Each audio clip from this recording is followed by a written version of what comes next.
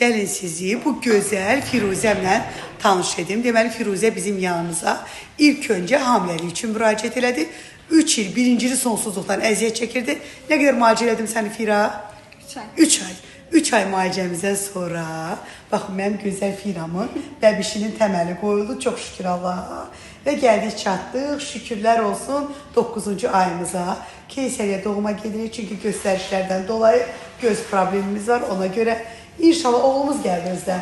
Can, nə olacaq oğlumuzun adı? Fuat balamızı gedirik qarşılamağa. Bu sənin ən qiymətli, ən dəyərli qolbağındır. Yəni sən bunu istəsən də ala bilməzsən. Bunu sənə Allah Taala özü qismət eləməlidir. Təbrik edirəm səni. Ver. Ən gözəl, ən dəyərli analardan olasan. Bu da sənin üçün ən yaxşı övlad olsun. Bəli, bəli. Allah xeyirli övladlardan eləsin. Baxanım demişdən.